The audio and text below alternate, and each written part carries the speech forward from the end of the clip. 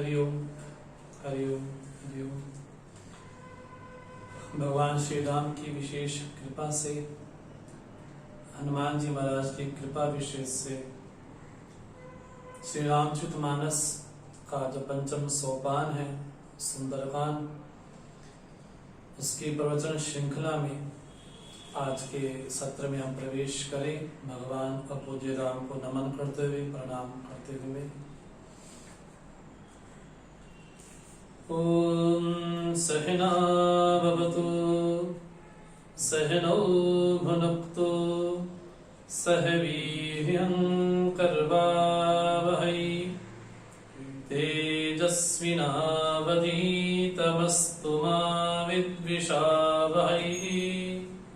ओम शांति शांति शांति। समस्त जन कल्याणे निरतं करुणामयं नमामि चिन्मयं देवं सद्गुरुं ब्रह्म विद्वरं। सदाशिवसमारम्भां शङ्कराचार्यमध्यमाम् अस्मदाचार्यपर्यन्तां वन्दे गुरुपरम्परां वन्दे गुरुपरम्पराम्। नीलाम्बुजश्यामलकोमलाङ्गं सीतासमारोपितवामभागम् पाणौ महासायकचारुचापम्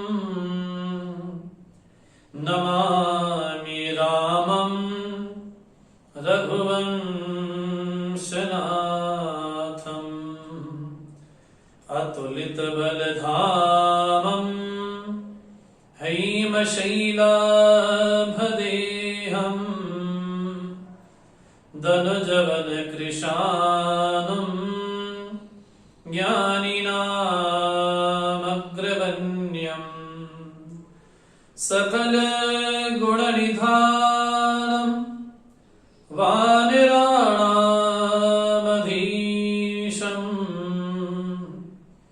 रघुपतिप्रियभक्तं वातजातं नमामि। रघुपतिप्रियदूतं वातजातं नमामि।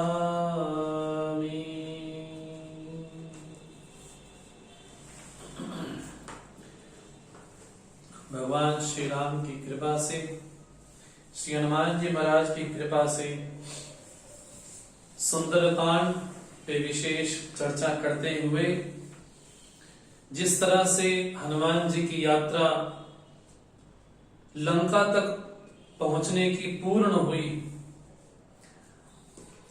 और उस यात्रा में क्या क्या विघ्न विशेष आए, उन विघ्नों की भी हमने विशेष चर्चा की। मेनाथ पर्वत जो कि प्रलोभन का प्रतीक है, सुरसा जो कि लोकेशना की प्रतीक है, जो कि एक सात्विक वृत्ति भी कह सकते हैं उसको, सिंहिका एक ईर्ष्या की प्रतीक है, लंकनी हमारे जीवन में रहने वाली गलत मान्यता की प्रतीक है। इन तीनों पर विजय प्राप्त करने के बाद श्री हनुमान जी महाराज लंका में प्रवेश करते हैं। जिस तरह से हमने निवेदन किया कि रामचरितमानस में जो भी पात्र विशेष हैं, जो भी साधन विशेष हैं, आध्यात्मिक दृष्टि से उसका अपना महत्व विशेष भी है। जिस तरह से निवेदन ये हुआ कि ये समुद्र किस चीज का प्रतीक है, तो गोस्वामी जी ने विनय पत्रिका में कहा, कुणप अभिमान भयंकर सागर घोर। कुणप मैंने देह, ये सागर देहाभिमान का प्रतीक है। और उस देहाभिमान से वहीं ऊपर उठ पाएगा जो विश्वास, विचार और वैराग्य के पर्वत शिखर पर चढ़ा हुआ है। अगर किसी को भी अपने जीवन में देहाभिमान से ऊपर उठना है तो उनको श्री हनुमान जी की तरह वैराग्य के पर्वत पर स्थिर होकर के प्रवृत्ति रूपी लंका को देखना होगा। गोस्वामी जी ने विनय पत्रिका में कहा, ये लंका किस चीज की प्रतीक है? तो गोस्वामी जी बोलते हैं, लंका हमारे जीवन में प्रवृत्ति की प्रतीक है। जितनी हमारे जीवन में प्रवृत्तियां होंगी, व्यवहार होगा, विकास होगा, महत्वाकांक्षाएं होंगी, हम ये कह सकते हैं कि उतनी उतनी हमारे जीवन में लंका बढ़ रही है। और उस लंका पे वही विजय प्राप्त कर पाएगा जिसके जीवन में एक राम नाम का साधन है।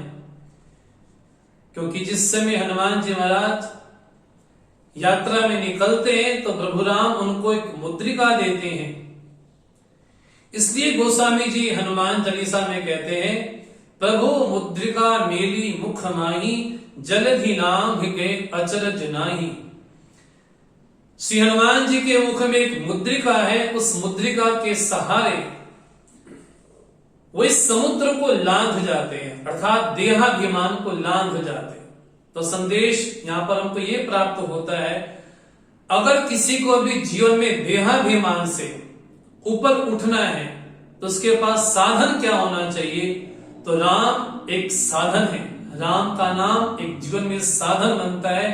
उस साधन के सहारे ही साधक देहाभिमान रूपी सागर से पार हो पाएगा। तो संकेत हमको ये प्राप्त होगा कि लंका एक प्रवृत्ति की नगरी है और उस प्रवृत्ति का निर्माण कौन करता है? तो कहा, मैं दानव ने लंका का निर्माण किया। तो मैं दानव कौन है? तो कहा, हमारा मन ही मैं दानव के समान है। तो हमारा मन ही हमारे जीवन में प्रवृत्ति करता रहता है और यहां तक प्रवृत्ति हो जाती है कि व्यक्ति को समझ ये नहीं आता कि अब जीवन में विश्राम कहां प्राप्त करें। भगवान श्री कृष्ण गीता में सात्विक बुद्धि का जब वर्णन करते हैं, सात्विक बुद्धि किसको बोलते हैं? तो भगवान ने कहा, प्रवृत्तिं च निवृत्तिं च कार्य कार्य भयाभये बंधम मोक्षम च या व्यक्ति बुद्धि सा पार्थ सात्विकी। जो 8 चीजों को जानने वाली है वो सात्विक बुद्धि है। अर्थात जो प्रवृत्ति को भी जानती है और निवृत्ति को भी जानती है। अर्थात जीवन में कब तक व्यवहार होना चाहिए और कब व्यवहार को समेटना चाहिए, ये कौन जांचता है? तो कहा, हमारी सात्विक बुद्धि। जब जीवन में प्रवृत्ति ही प्रवृत्ति हो, विस्तार ही विस्तार हो, लेकिन कहीं विश्राम की स्थिति ना हो, तो ये समझना चाहिए कि व्यक्ति प्रवृत्ति के नगर में बहुत बुरी तरह से फंस चुका है। तो लंका हमें एक संदेश ये देती है कि जीवन में प्रवृत्ति की दिशा किस तरह, अगर सात्विक बुद्धि हमारे जीवन में हो तो हम कह सकते हैं कि अब तक हमने जीवन में व्यवहार किया है, प्रवृत्ति की है, अब प्रवृत्ति से विराम दिया जाए, अब निवृत्ति की ओर बढ़ा जाए। लेकिन यदि हमारे जीवन में मन वो भी कैसा, जो कि मोहरूपी रावण से आक्रांत है, जब मोहरूपी रावण से मन आक्रांत होगा, इसलिए कल भी हमने निवेदन किया कि जो भी पात्र विशेष श्री रामचरितमानस में है, आध्यात्मिक दृष्टि से उनका अपना वर्णन भी है। जैसे गोस्वामी जी कहते हैं, मोह दशमोली तद्भ्रात अहंकार। बोले अहंकार, कुंभकर्ण अहंकार का प्रतीक है, कुंभकर्ण अहंकार का प्रतीक है और मोह रावण का प्रतीक है। तो यहां पर मन ने लंका का विस्तार किया और विस्तार इस तरह से किया तो गोस्वामी जी बोलते हैं, मंदिर मंदिर प्रतिकर शोधा, देखे जहते अग्नित जोधा, गयम दसानन मंदिर माही, अति विचित्र कहीं जात सुनाई, शयन किए देखा कपि देहि, मंदिर महु न देखि बेदेहि, भवन एक पुनि दीख सुहावा, हरि मंदिर तय भिन्न बनावा। बड़ा व्यंगात्मक उल्लेख गोस्वामी जी यहां पर करते हैं। जब हनुमान जी लंका में प्रवेश करते हैं तो क्या बोलते हैं, मंदिर मंदिर प्रतिकर शोधा, देखे जह पर अगणित जोधा। अनेक प्रकार के योद्धा, असंख्य योद्धा वहां पर देखे, लेकिन यहां पर गोस्वामी जी बोलते हैं वो मंदिर में निवास कर रहे हैं। और गयो दशानन मंदिर माही, बोले दशानन के दशमुख के मंदिर भी गए, लेकिन वहां पर वैदेही को नहीं देखा। लेकिन बड़े आश्चर्य वाली बात गोस्वामी जी कहते हैं, जब विभीषण के घर की बात आई तो विभीषण को कहा गया कि ये भवन है, लेकिन रावण के घर को कहा गया कि वो मंदिर है। तो बड़ी व्यंगात्मक बात यहां पर गोस्वामी जी बोलते हैं, क्योंकि मंदिर में देवता की, भगवान की पूजा होती है, और यहां पर राक्षस स्वयं को ही अपनी आत्मा मान करके बैठे हैं, तो स्वयं का ही मंदिर बना करके बैठे हैं, अर्थात शरीर की ही पूजा किए जा रहे हैं। इसलिए व्यंगात्मक रूप में यहां पर गोस्वामी जी कहते हैं कि वो अपने आप को जब देवता बना करके बैठे हैं, तो यही कहना पड़ेगा कि वो मंदिर में ही निवास कर रहे हैं। और कैसा मंदिर है, बोले शरीर को ही आत्मा मान करके जो बैठ गया है, बोले ऐसे जो राक्षस गण है, तो रावण भी उसी श्रेणी का ही है। लेकिन एक बड़ी विचित्र बात गोस्वामी जी बोलते हैं, हनुमान जी ने जब देखा कि पूरी लंका में निश्चर ही रहते हैं, और यहां पर सज्जन कैसे निवास कर सकते हैं, यहां कहां सज्जन कर बासा, आखिर यहां पर सज्जन कैसे रह सकते हैं। और मन मो तर्क करे कपि लागा, मन में अनेक प्रकार के तर्क वितर्क करने लग गए हनुमान जी कि यहां पर इस तरह का भवन कोई दिखाई पड़े, ये बड़े आश्चर्य वाली बात है।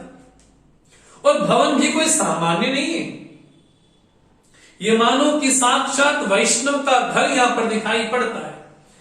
और ये सबसे बड़ी आश्चर्य वाली बात ये लगती है यहां पर कि जब रावण को भगवान का नाम भी सुनना पसंद नहीं है, उसके बाद भी अपनी ही लंका में विभीषण को ऐसा भवन बनाने की आज्ञा आखिर रावण कैसे दे सकते हैं, जिसको राम का नाम, जिसको विष्णु का नाम सुनना भी पसंद नहीं है, ऐसे रावण को आखिर विभीषण को कैसे आज्ञा दे दी, वो भी अपनी लंका में, जहां पर मनुष्यों को खाया जा रहा है, जहां पर भैंसों को, गायों को खाया जा रहा है, ऐसे वातावरण में आखिर रावण ने विभीषण को कैसे आज्ञा दी कि मेरे ही लंका में रह करके ऐसा घर बनाओ। और कैसा, रामायुध अंकित गृह शोभा बरनी न जाई, नव तुलसी का वृंद तहा दे की हर्ष कपिराई। ऐसा सुंदर भवन कि जहां पर श्री राम जी के जो आयुध हैं, जो धनुष बाण है, और वहां पर उसकी शोभा कहीं नहीं जा सकती, वहां पर नवीन तुलसी है, वृक्ष है, जिसको देख करके कपिराज बड़े प्रसन्न हुए। और विचार क्या कर रहे हैं, यहां कहां सज्जन कर बासा, यहां पर सज्जन का वास कैसे हो सकता है। तो यहां पर एक आध्यात्मिक विषय जो सुंदरकांड का गूढ़ रहस्य है, ये चिंतनीय है कि आखिर रावण ने विभीषण को कैसे आज्ञा दे दी कि मेरी ही लंका में रह करके ऐसा राम का घर बनाओ। ये बड़े आश्चर्य वाली बात है, जबकि उसको तो राम का नाम सुनना पसंद नहीं है, उसके बाद भी आज्ञा क्यों दी। यहाँ पर चिंतनीय विषय बनता है, उसको जोड़ के देखना चाहिए। इसका जो पूर्व अवतार है, हमें चिंतन जरूर करना चाहिए, रावण और कुंभकर्ण कौन है। हम जानते हैं कि जय विजय जो कि भगवान के द्वारपाल हैं, तो जो सनकादि ऋषि हैं, उनके शाप के द्वारा जय विजय को राक्षस योनि में आना पड़ा। और प्रथम वो क्या बने, हिरण्याक्ष बने, हिरण्यकश्यप बने। पुनः रावण बने और कुंभकर्ण बने, फिर उसके बाद दंतवक्र बने और शिशुपाल भी बने। ये इनकी जन्मों की कथा विशेष है। तो रावण का जो पूर्व जन्म विशेष है वो है हिरण्यकश्यप का, और हिरण्यकश्यप का पुत्र हुआ प्रहलाद। और हम ये जानते हैं कि हिरण्यकश्यप को भगवान विष्णु का नाम सुनना भी पसंद नहीं है। यहां तक कि अगर कोई विष्णु का चिंतन भी करता है, यज्ञ भी करता है, उपासना भी करता है, उसको भी उसका संहार कर देता है। आखिर उसके कुल में रह करके, आखिर दैत्य कुल में ही प्रहलाद का जन्म हुआ, और जितनी प्रहलाद को उन्होंने पीड़ा पहुंचाई, कष्ट पहुंचाया, यहां तक कि उनको विषैले सांपों से डसाया भी गया, और यहां तक कि बड़ी बड़ी चोटियों से नीचे गिराया भी गया। यहां तक हैरानगी होती है कि अपनी जो उसकी बहन होलिका है उसकी गोद में भी रखा गया, लेकिन तब भी प्रहलाद अपनी भक्ति में बिल्कुल सुस्थिर है। और जितना कष्ट प्रहलाद को दिया, उतनी तड़प प्रहलाद के हृदय में भगवान के प्रति जागृत ही रही, और जितनी तड़प जागृत रही, उतनी जल्दी प्रहलाद को मिलने के लिए नृसिंह भगवान को आना पड़ा। अब रावण को यह पता है कि पूर्व जन्म में मैंने बहुत बड़ी गलती की थी, कि प्रहलाद को बहुत डांटता था, मारता था, ताकि भगवान का भजन ना कर सके। और जितना उसको डांटता था उतना भगवान उसके नजदीक आते थे, और जितना नजदीक आते थे उतना मेरा काल भी सुनिश्चित होता था। रावण बोलता है, इस जन्म में मुझे थोड़ा ठीक से रहना है। अगर मैं भीष्म को ज्यादा डांटूंगा, उसको परेशान करूंगा कि तुम राम की भक्ति मत करो, राम की उपासना मत करो, और जितना डांटूंगा उतना विभीषण के मन में भगवान को पाने की लालसा बढ़ेगी, और जितनी लालसा बढ़ेगी उतना राम जी को अति शीघ्र लंका में आना पड़ेगा।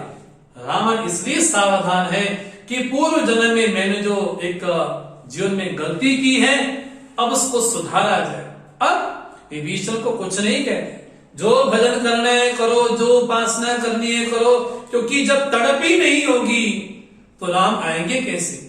जब मन में तड़प ही नहीं है विभीषण के मन में कि राम को पुकारा जाए, राम को बुलाया जाए, राम के प्रति मन में पिपासा हो, जब मन में तड़प ही नहीं है तो रावण भी निश्चिंत है, विभीषण भी निश्चिंत ही है। इसलिए यहाँ पर संकेत जब हनुमान जी बोलते हैं, यहाँ कहां सज्जन कर बासा, यहाँ पर सज्जन का वास कैसे हो सकता है, क्योंकि यहाँ पर तो निशाचर रहते हैं। और विभीषण कौन है? तो गोस्वामी जी विनय पत्रिका में कहते हैं, विभीषण जीव का प्रतीक है। हम सभी जीवों को जब प्रतिनिधि हैं, उन सभी प्रतिनिधि का जो भाव है तो विभीषण ही है। गोस्वामी जी बोलते हैं, मनमो तर्क करे कपि लागा, मन में तर्क वितर्क करने लगते हैं, लेकिन यहाँ पर निशाचर और सज्जन, यहाँ पर ऐसा घर कैसे संभव है, वो कैसे सकता है? तो मन में तर्क वितर्क कर रहे हैं। उसी समय तेई समय विभीषण जागा, उसी समय ही विभीषण जागते हैं, और राम राम तई सुमिरन कीन्हा, हृदय हर्ष कपि सज्जन चीना, और उसी समय ही जागते हैं। इसको आध्यात्मिक दृष्टि में बोलते हैं संयोग होना। जब हमारे जीवन में संयोग होने लगे, जब भगवान गीता में ये बोलते हैं, तेषाम अहम समुद्धर्ता मृत्यु संसार सागरात, भगवान गीता के 12वें अध्याय में बोलते हैं कि मैं अपने भक्तों का उद्धार करता हूं। तेषाम अहम समुद्धर्ता मृत्यु संसार सागरात, जो मृत्यु रूपी संसार सागर में भ्रमण कर रहा है उसका उद्धार मैं स्वयं करता हूं। तो उद्धार भगवान कैसे करते हैं? तो भगवान उद्धार दो तरह से करते हैं, बाहर से और भीतर से। बाहर से उद्धार करते हैं, संतों का, महापुरुषों का, सद्गुरु का हमारे जीवन में संयोग कराते हैं, हमको उस महापुरुष से मिलाते हैं। ये भगवान का उद्धार ही है। तो बाहर से भगवान उद्धार करते हैं संयोग करवा करके। आखिर विवेकानंद अगर रामकृष्ण परमहंस से ना मिले होते तो आज हमको इतना बड़ा महापुरुष प्राप्त नहीं होता। ये संयोग कराया किसने? तो भगवान ने ही कराया। पूज्य गुरुदेव स्वामी शिवानंद जी से मिले, ये संयोग किसने कराया? ये संयोग भी भगवान ने ही कराया।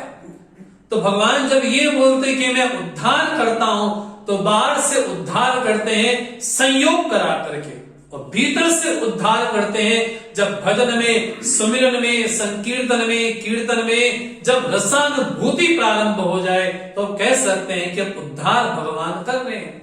जब भगवान उद्धार करते हैं तो बाहर भीतर से भी उद्धार करते हैं। यहाँ पर उद्धार का तरीका क्या है? तेई समय विभीषण जागा, उसी समय विभीषण जागते हैं। और यहाँ पर विचारने बिंदु ये है, अगर उस समय विभीषण नहीं जागते तो हनुमान जी का विभीषण के साथ संयोग नहीं होता। तो संयोग कराने वाले कौन हैं? तो यहाँ पर पल पल देखेंगे सुंदरकांड में, पल पल भगवान ने संकेत दिया है, तेही समय, तेही समय, तेही समय, उसी समय।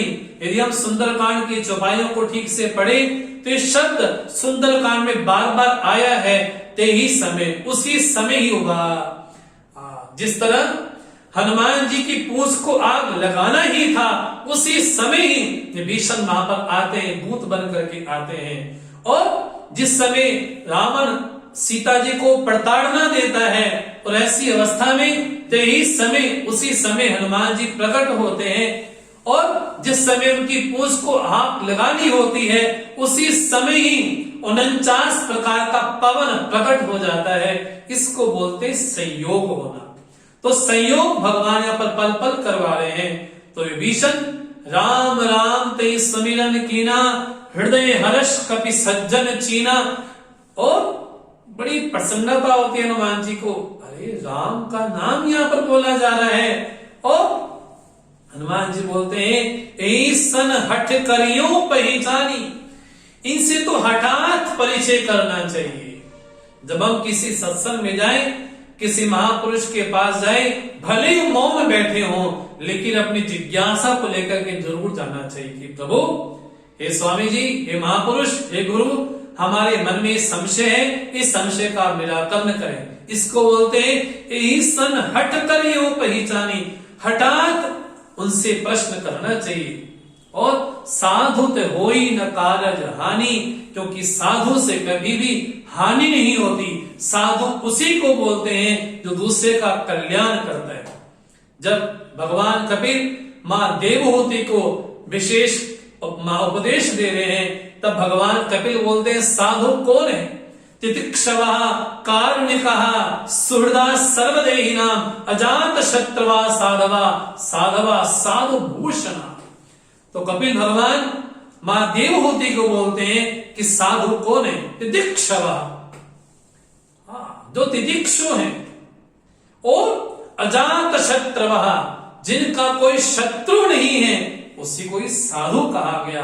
तो हनुमान जी महाराज बोलते हैं मैं ये जानता हूं कि साधु तो हो ही न कारज हानि, उनसे कभी हानि नहीं हो सकती।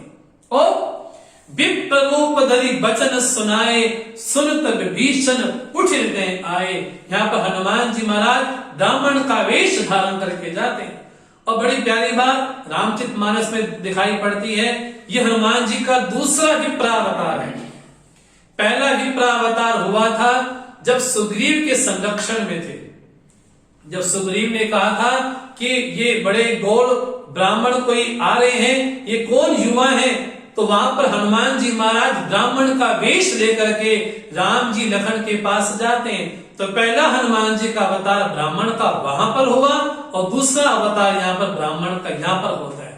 विप्र का रूप लेकर के हनुमान जी जाते हैं, और सुनत विभीषण उठिते आए, करी प्रणाम पूछे कुशलाई, विप्र कहूं निज कथा बुझाई।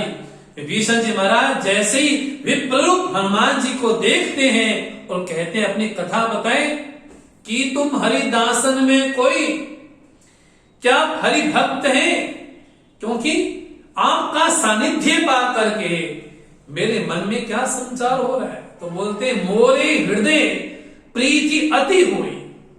अगर हमारे जीवन में किसी भक्त का सानिध्य प्राप्त हुआ है, इसका सीधा सीधा अर्थ है कि हमारे हृदय में अत्यंत हर्ष होगा। ये सीधा सीधा अर्थ है, अगर किसी महापुरुष के चरणों में हम बैठे हैं तो वहां बैठने के बाद हमें भगवान की स्मृति होती है, तो समझना चाहिए कि ये वास्तव में भगवान से मिले हुए संत हैं। अगर उनके बैठने के पास अगर हमें संसार का ही चिंतन विशेष हो रहा हो, तो समझना चाहिए अभी थोड़ी दूरी है। यहाँ पे भीषण जी बोलते हैं कि तुम हरिदासन में कोई क्या हरिभक्त हो, क्या हरिदास हो, क्योंकि आपका सानिध्य पा करके मेरे हृदय में अत्यंत हर्ष हो रहा है।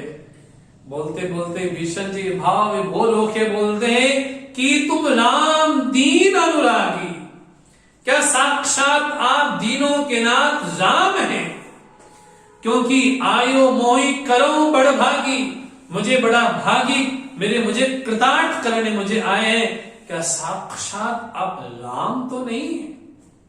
हाँ देखिए, हनुमान जी ब्राह्मण का वेश लेकर के जाते हैं, विभीषण ब्राह्मण के वेश को लेकर के कहते हैं क्या भक्त हैं, क्या राम भक्त हैं, और यहां तक कह देते कि साक्षात राम तो नहीं आप। हनुमान जी को लगा अब थोड़ा ज्यादा हो गया। हनुमान जी को आत्म प्रशंसा प्रिय नहीं है। यहां पर तो कहा जाए कि हम राम तो नहीं है, और यही बात नारद जी बोलते हैं नारद भक्ति सूत्र में। नारद जी बोलते हैं तस्मिन् तज्जने भेदा भावा, उस परमात्मा में और उनके भक्तों में कोई भेद नहीं है। भेदा भावा, दोनों में कोई भेद नहीं है। यदि भक्त के दर्शन हुए हैं तो भगवान के दर्शन भी अवश्य भावी है। यदि भगवान से मिले भक्त का दर्शन हुआ है तो ये जरूर समझना चाहिए कि हमें हमारे जीवन में कभी भगवत दर्शन जरूर होगा। इसलिए संदेश यहाँ पर यह प्राप्त होता है कि भक्त ही भगवान से मिलाने का एक संयोग का काम करता है। जब विभीषण ये बोलते हैं क्या साक्षात आप दीनों के नाथ श्री राम तो नहीं जो मुझे कृतार्थ करने आए हैं, तो हनुमान जी महाराज बोलते हैं तब हनुमंत कहीं सब राम कथा निज नाम, सुनत जुगल तन पुलक मन, मगन सुमिरी गुण ग्राम। हनुमान जी महाराज ये नहीं बोलते कि मैं केसरी नंदन हूं, ये नहीं बोलते मैं अंजनी पुत्र हूं। क्या बोलते? तब हनुमंत कहीं सब राम कथा निज नाम, पहली राम कथा की। तो हम कह सकते हैं कि विश्व में सबसे पहली राम कथा किसने की? तो हनुमान जी महाराज ने लंका में राम कथा पहले की। अब राम कथा कहने से जरूर समझना चाहिए कि राम जी का कैसे संयोग हुआ, उनके जीवन में कैसे आए, वो कैसे जानकी जी के साथ विवाह हुआ, उसके बाद कैसे रावण लेकर के गया। तो पूरी राम कथा यहाँ पर बड़े संक्षेप में हनुमान जी महाराज कहते हैं, और बोलते बोलते उनको रोमांच आया, और रोमांचित होते होते बड़े प्रेम मग्न हो गए। यहाँ पर भीषण जी महाराज बोलते हैं सुनो पवन सुत रहनी हमारी, जीवी दसनी मोह जीव बिचारी, तात कबो जानी अनाथा, करियो कृपा भानुकुलनाथ। हनुमान जी मेरी स्थिति आप समझ ले, मेरी स्थिति कैसी है? जैसे जीवी दसनी मोह जीव बिचारी, बोले दांतों के बीच में जैसे जीव हमेशा भयभीत रहती है, वैसी मेरी स्थिति यहां पर है। यहाँ पर गूढ़ रहस्य सुंदरकांड का ये है कि हमारे जीवन में यदि बाहरी प्रतिकूल परिस्थिति भी क्यों ना हो, यदि हम चाहें तो भगवान श्री राम का भजन प्रतिकूल परिस्थिति में भी कर सकते हैं। तो संकेत हमको ये प्राप्त होता है प्रतिकूल से प्रतिकूल विपरीत परिस्थिति में भी यदि कोई चाहे विभीषण की तरह राम का भजन कर सकते हैं। ये संकेत हमको प्राप्त होता है। मुझे तो पता भी नहीं था। विभीषण जी बोलते हैं कि जो सूर्य कुलनाथ श्री राम मेरे पे कृपा करेंगे, ये मुझे पता नहीं था। यहां तक कि ताम सतन कछु साधन नाई, प्रीति न पद सरोज मन माई। मेरा तो तामसिक शरीर है, उस तामसिक शरीर में कुछ साधन मेरे से नहीं हो सकता है, ना मुझे भगवान के चरणों में अनुरक्ति हो सकती है। लेकिन हनुमान जी आज मैं एक बात अवश्य कह सकता हूं। क्या? ये रामचरितमानस की बड़ी सुप्रसिद्ध चौपाई है। अब मोहि भा भरोस हनुमंता, बिनु हरि कृपा मिले ही नहीं संता। अब मुझे पूर्ण विश्वास हो गया है क्या कि राम जी की मेरे पे कृपा है, क्योंकि बिनु हरि कृपा मिले ही नहीं संता। बिना हरि कृपा के हमारे जीवन में किसी संत की प्राप्ति, दर्शन, संयोग नहीं हो सकता। और ये बड़ा विचित्र लगता है, गोस्वामी जी महाराज इसी रामचरितमानस में चौपाई और बोलते हैं, पुण्य पुंज बिन मिले ही न संता। बिना पुण्यों की राशि के संतों का दर्शन नहीं होता। यहां पर गोस्वामी जी के माध्यम से विभीषण बोलते हैं, अब मोहि भा भरोस हनुमंता, बिनु हरि कृपा मिले ही न संता। एक ही रामचरितमानस में दो चौपाई आई। एक चौपाई ये कहती है कि बिना पुण्य के पुंज के संत दर्शन नहीं हो सकता, वही विभीषण जी ये बोलते हैं हरि कृपा के बिना दर्शन नहीं हो सकता। और देखा जाए विभीषण के पुण्य ही थे, अगर पुण्य ना हुए होते तो साक्षात भक्त के दर्शन कैसे होते? अगर जिनमें दुष्कर्म ही दुष्कर्म होते तो किसी महापुरुष का सानिध्य प्राप्त नहीं होता। अगर आज कोई साक्षात वाल्मीकि बना तो वाल्मीकि को अगर नारद जी के दर्शन हुए तो बिना वाल्मीकि जी के पूर्व जन्मों के पुण्य के उनको नारद जी के दर्शन नहीं हो सकते। अगर उंगली कुमार को अगर सन दर्शन हुए हैं तो उनके पूर्व जन्म के जो पुण्य है उसके बिना नहीं हो सकते। ये बात मन में स्पष्ट हो जाए। भीषण भी पूर्व जन्म में बड़े अच्छे साधक विशेष भी थे, इसलिए विभीषण जी बोलते हैं बिनु हरि कृपा मिले ही नहीं संता। बिना हरि कृपा के संत दर्शन असंभव कहें, कठिन कहें। और भगवान शंकराचार्य भी यहां तक बोल देते हैं, ये भगवान शंकराचार्य जी का वाक्य है। विवेक चूड़ामणि में भगवान शंकराचार्य जी बोलते हैं, दुर्लभम त्रयम एव एतत् देवानुग्रह हेतुकम् मनुष्यत्वम मुमुक्षुत्वम महापुरुष संश्रय। शंकराचार्य जी का ही वाक्य है कि तीन चीजें बड़ी दुर्लभ हैं, और वो भी देवानुग्रह हेतुकम्, उसमें देवता का, हरि का, राम का अनुग्रह ही है। पहला मनुष्यत्व होना, दूसरा जीवन में मुमुक्षा भाव आना, और तीसरा किसी महापुरुष का सानिध्य प्राप्त होना, ईश्वर का अनुग्रह है। वही बात विभीषण जी कहते हैं, बिनु हरि कृपा मिले ही नहीं संता। जो रघुबीर अनुग्रह कीना, तो तुम मोहि दरस हट तीना।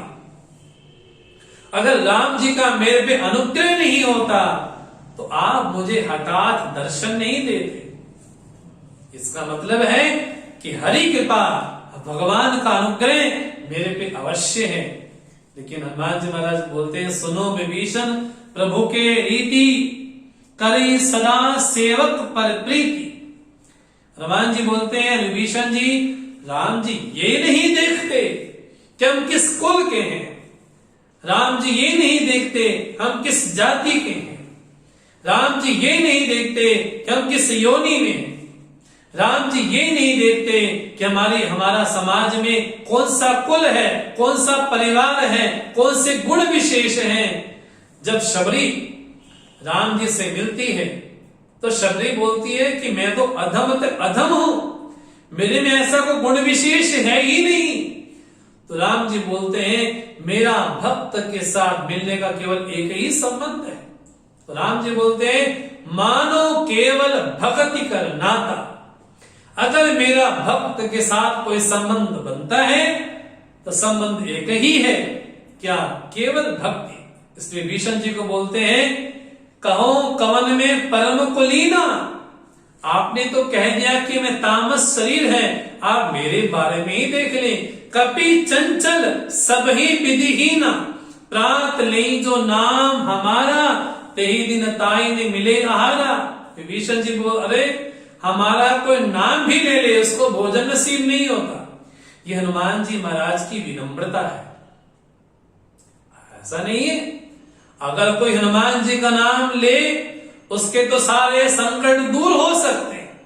वो यहां तक बोल देते हैं, कोई जानते हैं जग में कपि संकट मोचन नाम तिहारो। ये हनुमान जी की विनम्रता है।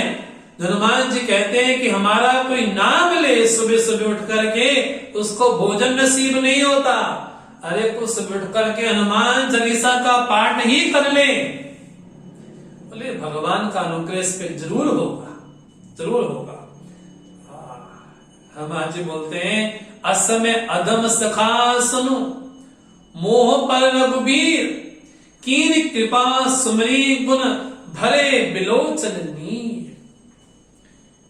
रसुधारा बहती है कि भगवान जब मेरे जैसे अधम व्यक्ति पे भी जब कृपा कर सकते हैं, और हम रामचरितमानस में देखते हैं भगवान श्री राम ने काकभुसुंडी पे कृपा की, भगवान श्री राम ने जटायु पे कृपा की, भगवान श्री राम ने अंगद पे, सुग्रीव पे, विभीषण पे, त्रिजटा पे कृपा की। इसका मतलब है भगवान की कृपा के लिए ना कोई जाति विशेष चाहिए, भगवान की कृपा के लिए ना कोई विशेष पुण्य चाहिए, भगवान की कृपा विशेष के लिए केवल एक मन में निश्चल प्रेम ही चाहिए। इसलिए भगवान आगे भी कहने वाले हैं, निर्मल मन जन सो मोहि पावा। मेरे से मिलने का केवल एक ही प्रसंग है, क्या मन निर्मल हो।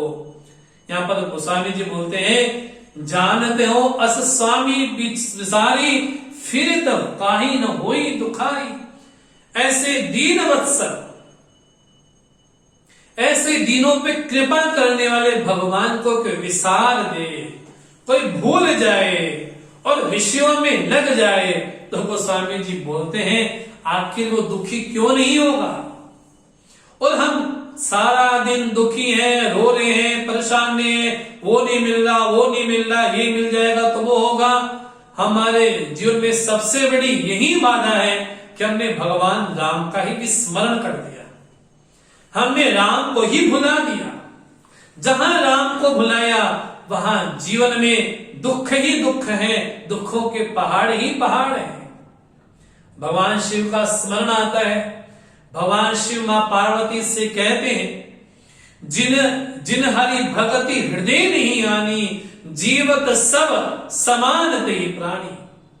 बोले वो साक्षात मृत व्यक्ति है यदि किसी के हृदय में भगवान की भक्ति प्रवेश नहीं करती। यदि यदि यदि गोस्वामी जी बोलते हैं, यदि ऐसे भगवान को भूल करके अगर जगत के विषयों में, अगर जगत के संबंधों में भटक जाते हैं तो हम दुखी क्यों नहीं होंगे।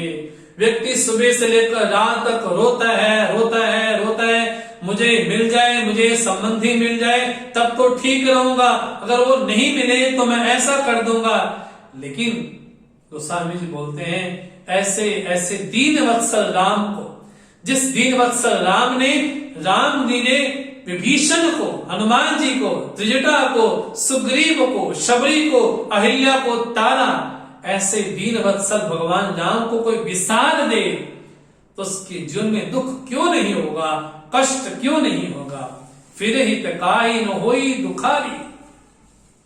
वाणी में एक बात आती है, गुरबाणी में नानक जी कहते हैं, आखा जीवा बिसरे मर जाऊं। बोले जब तक मैं भगवान का नाम लेता हूं मुझे लगता है कि मैं जीवित हूं, और जैसे ही भगवान का नाम मेरे चित्त से विस्मृत होता है मुझे लगता है कि मैं समाप्त ही हो गया। बोलते हैं, यही विधि कहत राम गुण ग्रामा, पावा अनिल बाच्य विश्रामा। बड़ी शांति मन में लगी, जैसे राम जी का नाम का गुणगान होने लगा बड़ी मन में शांति हुई। अब बोलते हैं, गुण सब कथा में भीषण कही, जही विधि जनक सतात है नहीं, तब हनुमंत कहा सुन भ्राता, देख चाहो जानकी माता। बड़ी प्यारी बात गोस्वामी जी बोलते हैं हनुमान जी के जरिए। यहां पर क्या बात बोलते हैं? तब हनुमंत कहा सुन भ्राता, हे मेरे भाई मेरी बात सुनो। अरे देखा जाए यहां पर तो विभीषण तो राक्षस है और उस कुल में आया है और हनुमान जी तो उस वेश में है, तो दोनों कैसे भाई हो सकते हैं? और कैसा संकेत दिया? हनुमान जी बोलते, देखो चहु जानकी माता, मैं जानकी मां को देखना चाहता हूं। और ये कहना चाहते हनुमान जी महाराज, हे जीव, हे विभीषण, तुम्हारी और मेरी मां तो एक ही है। वो कौन है? बोले शांति स्वरूपा, भक्ति स्वरूपा जानकी हम दोनों की ही मां है। जब दोनों की मां एक है तो हम दोनों भाई हुए ना। इसलिए बोलते हैं तब हनुमंत कहा सुन भ्राता, हे मेरे भाई मेरी बात सुनो। बड़ा प्यारा संकेत यहां पर दिया गोस्वामी जी ने कि अगर हमारे जीवन में अगर हमने किसी और को ही अपने जन्म में सब कुछ मान लिया है, लेकिन वास्तव में माता पिता तो वही है ना। हम बचपन से एक श्लोक बड़ा सुनते आए हैं और सबको याद ही है जीवन में, क्या? त्वमेव माता च पिता त्वमेव, त्वमेव बंधुश्च सखा त्वमेव, त्वमेव द्रविणम त्वमेव, त्वमेव सर्वम मम देव देव। तुम ही मेरे माता पिता हो, माने जो जगत का वास्तव में माता पिता है वही वास्तव में हमारा माता पिता है।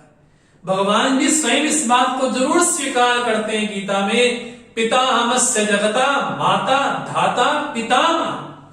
मैं इस जगत का मां भी हूं, पिता भी हूं और पितामह भी मैं ही हूं। तो विभीषण जी को बोलते हैं तब हनुमंत कहा सुन भ्राता, देखूं चहु जानकी माता, मैं जानकी मां को देखना चाहता हूं।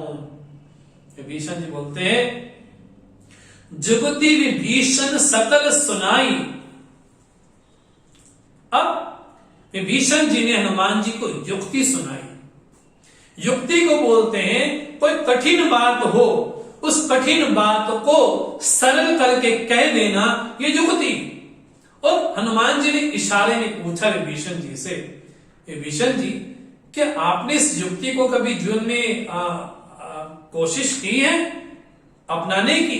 विभीषण जी बोलते नहीं। तो सांकेतिक भाव यहां पर यह है कि विभीषण जी के पास युक्ति तो है, लेकिन युक्ति को अपने जीवन में क्रियान्वित नहीं करते। अगर युक्ति को क्रियान्वित कर देते होते तो इतने जानकी मां उनकी ही लंका में बैठ करके प्रताड़ित नहीं हो रही होती। अगर युक्ति को स्वयं पे प्रत्यगर कर ले होते तो विभीषण को ऐसा नहीं होता। तो ये बात यही भूल विभीषण ने फिर की। जब रावण ने विभीषण को लात मारी, विभीषण जब राम जी के पास पहुंचते हैं तो वानरों का पता पूछते हैं तो क्या बोलते हैं? मैं दशानन का भाई हूं। ये विभीषण तब भी बात ये बोलते हैं। हनुमान जी को सावधान करते हैं, अब तुमको तो भगवान के दर्शन होने वाले हैं, अब तो कम से कम इनकी जो रावण की शरण लेकर के बैठे हो, इस शरण को त्याग दो। ये वास्तव में शरणागति। 6 प्रकार की शरणागति आती है हमारे जीवन में, और उस शरणागति को हमें कैसे समझना चाहिए? आनुकूलस्य संकल्पा प्रातिकूलस्य वर्जनम। ये शरणागति हमारे जीवन में जो भगवान के अनुकूल हो उसके साथ साथ चलना, ये शरणागति। और जब भगवान के प्रतिकूल हो उसका संग करना, ये शरणागति नहीं है। वो विभीषण वही गलती कर रहा है। विभीषण को पता है कि रावण दुष्ट है, उसके बाद भी उसकी शरण में रह रहा है। और वास्तव में विभीषण कौन है ये समझना चाहिए। विभीषण जीव का प्रतीक है, लेकिन किसकी शरण में रह रहा है? बोले मोह रूपी रावण की शरण में रह रहा है, इसलिए उसी को सब कुछ मान बैठा है। और जब तक राम की शरण में विभीषण नहीं जाते हैं तब तक रावण को ही सब कुछ मान करके बैठे थे। यहाँ पर विभीषण जी महाराज जुगति विभीषण सकल सुनाई, चलो पवन सुत विदा कराई। उनसे विदा लेते हैं और करी सोई रूप गयो पुनित तहवा, और वही रूप ले लिया। कौन सा रूप? बोले मस्तक समान। ये हनुमान जी की अष्ट सिद्धियां हैं, ये हनुमान जी की निधियां हैं। कभी ब्राह्मण वेश धारण कर लेते हैं तो कभी मसक हो जाते। करी सोई रूप गयो पुनित तहवा, बन अशोक सीता रह जवा। कहां गए? बोले जहां अशोक वन में, अशोक वाटिका में, जहां पर सीता जी विराजमान है, वहां पर जाते हैं। देख मने मौकीन प्रणामा, बैठी बीत जाति निसिजामा। कृष्ण शीस जटा एक बेनी, जपति हृदय रघुपति गुण श्रेणी। हनुमान जी महाराज मसक समान रूप लेकर के अशोक वाटिका में प्रवेश करते हैं। ये बड़ा सांकेतिक भाव आपको प्राप्त होता है। जो जानकी है, जो जानकी मां है, वो कहां पर बिना विश्राम करती हैं? बोले जो बट विश्वास अचल निज धर्म। मां जानकी को जो वट वृक्ष है वो अत्यंत प्रिय है। उस वट वृक्ष पे अर्थात जो विश्वास का वृक्ष है, उसकी छाया में जानकी मां को रहना बड़ा प्रिय है। लेकिन हम जनकपुर में देखते हैं उनके आसपास सखियां हैं, उनको घेर करके बैठी हैं। वो कौन है? बोले हमारे मन में रहने वाली जो शुभ प्रवृत्तियां हैं, वो जानकी जी की सखियां हैं, उनको घेर करके बैठी हैं, तो उनके बड़े अनुकूल लगता है। लेकिन इस लंका में जानकी जी को घेर करके कौन बैठा है? बोले निशाचरणियां हैं। बोले जो ऐसी निशाचरणियां हैं वो जानकी जी को घेर करके बैठी हैं और उनको प्रताड़ित करना चाहती हैं। और यही संदेश, यही रूप, यही भाव श्रीमद् भागवत महापुराण में भी देखने को मिलता है। वहां पर भक्ति भी बड़ी मायूस होकर के बैठी है और उनके जो पुत्र हैं ज्ञान और वैराग्य वृद्ध होकर के बैठे हैं और भक्ति स्वरूपा बिल्कुल इस भाव में बैठी है। तो जिस तरह से श्रीमद् भागवत महापुराण में दृश्य आता है कि उनको घेर करके कौन बैठा है, यहां पर भी यही दृश्य है। वहां पर भक्ति बड़ी दीनहीन होकर के बैठी है और यहां पर जानकी भी, मां जानकी भी बड़ी दीनहीन होकर के बैठी। वहां पर दीनहीन से छुटकारा पाया श्री नारद जी के द्वारा और श्री रामचरितमानस में ये कार्य सौंपा गया श्री हनुमान जी महाराज। अब देखो कितना भाव विशेष दोनों में। अब ग्रंथों को साथ लेकर के चलना चाहिए।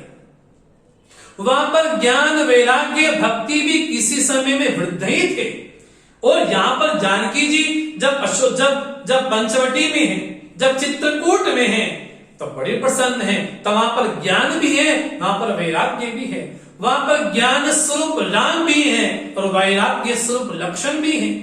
जब वहां पर चित्रकूट में है तब तो बड़े बड़े आराम से है। तो वहां पर ज्ञान भी है, वैराग्य भी है, भक्ति भी है। लेकिन जहां पर देह की पूजा हो रही है, अर्थात लंका में देह की पूजा हो रही है, उस नगर में आकर के ज्ञान और वैराग्य तो रहे नहीं। यहाँ पर ज्ञान और वैराग्य से तो वियोग हो गया, अर्थात राम और लक्ष्मण जी से वियोग हो गया। जिस तरह से भागवत में भक्ति दीनहीन होकर के बैठी है, वैसे यहाँ पर बोलते हैं कृष्ण तन शीस जटा एक बेनी, जपति हृदय रघुपति गुण श्रेणी। और शरीर कैसा? बिल्कुल दीनहीन हुआ पड़ा है माता जी का। और कैसी स्थिति है? निज पद नयन दिए, मन राम पद कमल नीन, परम दुखी भा पवन सुत, देखी जानकी दीन अवस्था में राम जी ने, हनुमान जी महाराज ने जानकी जी को देखा। और मां जानकी कैसे बैठी? निज पद नयन दिए, अपने नेत्रों को कहा दिया? बोले बाहर नहीं, निज पद अपने पैरों की तरफ अपने नेत्रों को किया। और मन कहां है? बोले मन राम पद कमल लीन। मन तो हमेशा राम जी का चिंतन कर रहा है। और शरीर कहां है? बोले शरीर ऐसी स्थिति में है, ये भाव है भक्तों का। भले ही भगवान श्री कृष्ण मथुरा चले गए, लेकिन गोपियों की स्थिति कैसी है?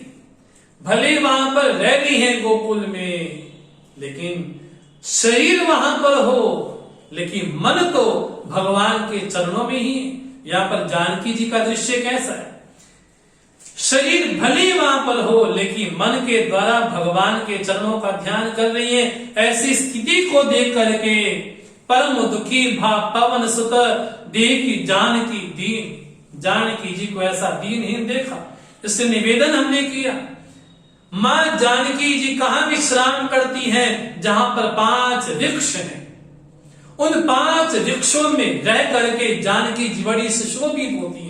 पाकर जुगन, यहाँ पर जब भरत जी विभीषण मिलने के लिए आते हैं राम जी से, तो 5 वृक्षों पे सुशोभित होकर के मां जानकी जी और राम जी विराजमान है।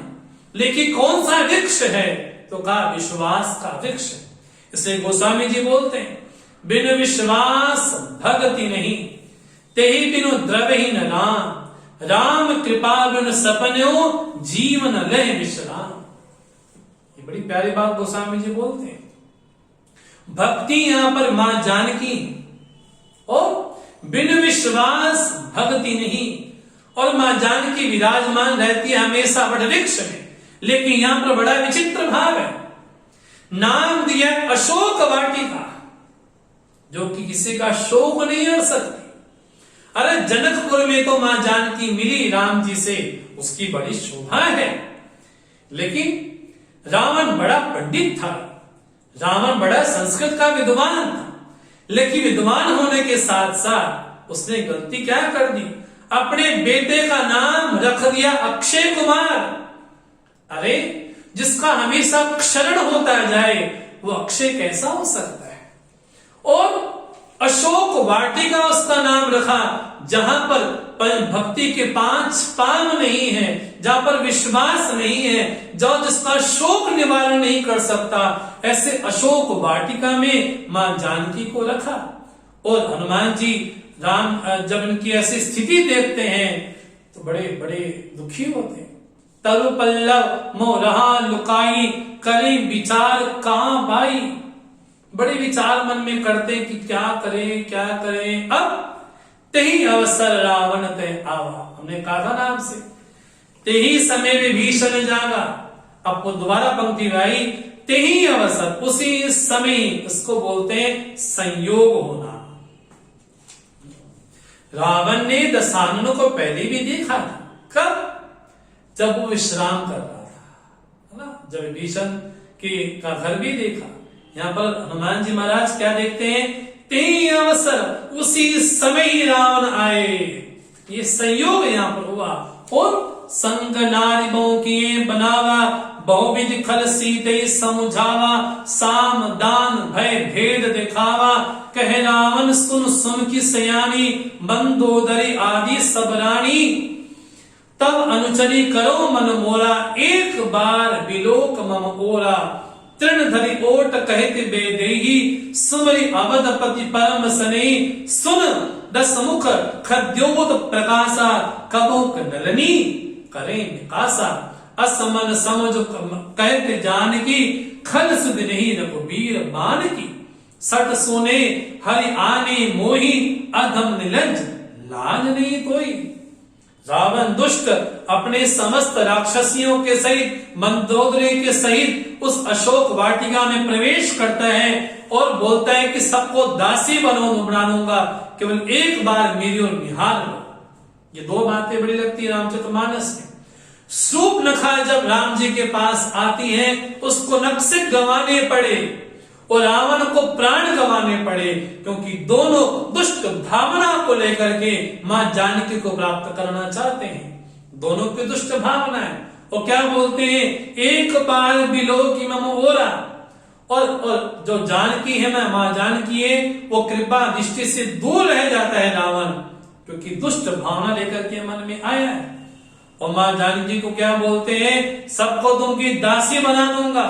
मां जानकी बोलते हैं, सुन दसमुख खद्योत प्रकाशा, तुम तो जुगनू की तरह हो, राम राम तो त्रिभुवन के नाथ हैं।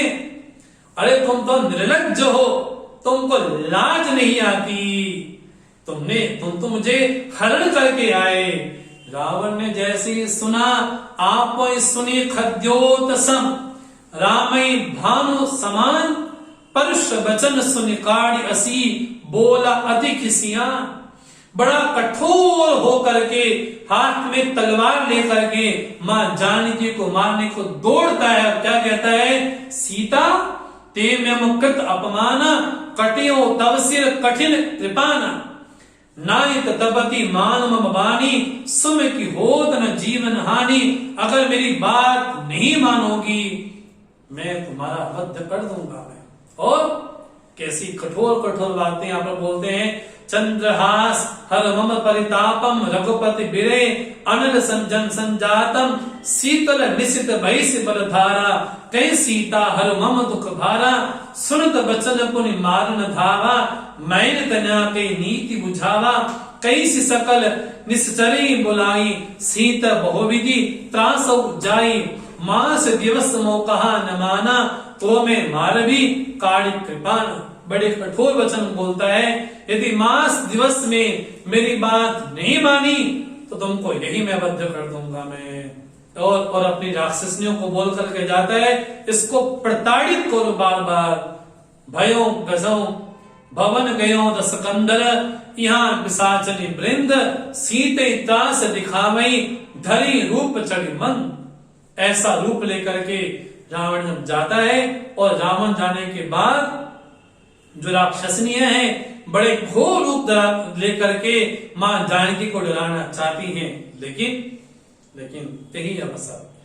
त्रिजटा नाम राक्षसी एका, राम चरण रति निपुण विवेका।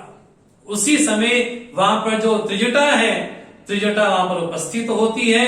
और त्रिजटा कैसी है? राम चरण रति निपुण विवेका। तीन बातें बोलते हैं यहाँ पर गोस्वामी जी। त्रिजटा के मन में राम जी के प्रति अनन्य दृढ़ विश्वास है, रति है और निपुण है और विवेकी है। ऐसी त्रिजटा सबको अपना स्वप्न बतलाती है। वो क्या स्वप्न विशेष है, तो कल हम उस पर आगे चर्चा करेंगे। ओम पूर्णमदः पूर्णमिदं पूर्णात् पूर्णमुदच्यते, पूर्णस्य पूर्णमादाय पूर्णमेवावशिष्यते। ओम शांति शांति शांति। हरि ओम। श्री गुरुभ्यो नमः। हरि ओम।